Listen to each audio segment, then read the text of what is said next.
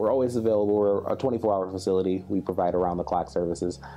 So the staff are always ready, willing, and able to assist the residents with any of their needs at any time of the day. Our goal is always a 1-to-8 ratio when it comes to staffing with Sacred Heart, because healthcare, there's never enough hands, but we always want to be able to provide the best quality of care that we can, and we feel like the best way to do that is to have an adequate and an accurate staffing to resident ratio. We do kind of an on-the-spot training when it comes to our dementia care, which is, we're very proud of the program that we've created.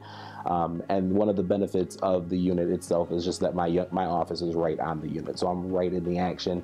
And I think the best way to teach is kind of in the moment. You can sit staff through video trainings and simulation trainings, but until you're actually utilizing the skill and actually practicing the skill, it really doesn't really sink in.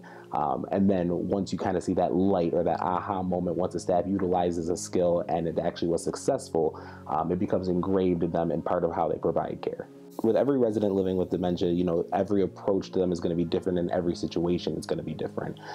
So again, it's a lot of kind of keeping on your toes and kind of anticipating the residents' needs. So continuity is important when it comes to that as well, making sure that we know the residents as best as forward and backwards as we can, and then all the preamble work that we do prior to the resident's admission, such as our memory care insights to caregiving guide, really does help us kind of get to know the resident pre-disease, so this way we can anticipate their needs post-disease. We like to keep the family involved, and the best way to do that is early transition into the department or into the unit.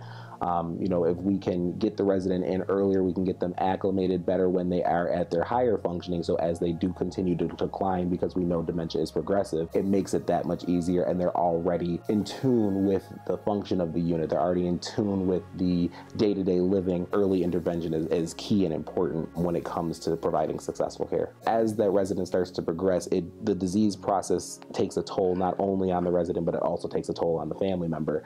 And again, it is that progressive disease. So again, if we can get that intervention in early, we can get that acclimation in early. As that individual progresses within the disease process, the family kind of already has a basis, an understanding, but also they've gone through some of the education that we can provide, or we've had those family meetings to kind of give them an idea of what to expect. Every case is going to be different, but we want to at least have that preemptive conversation with them and say, this is what this pathway or this journey potentially could look like, so that way they're prepared, they've educated themselves, they've utilized the tools available to be ready for this journey, because that's exactly what it is. So we've coined the phrase the stellar program, if you will. So ultimately what happens is, upon a resident's admission onto the unit, we kind of evaluate their cognitive abilities.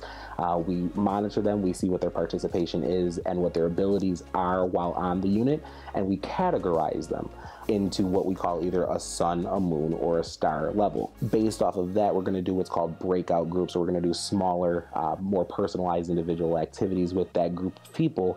So again, we can hit that cognitive need that they have, and they can actually get the enrichment out of the activity.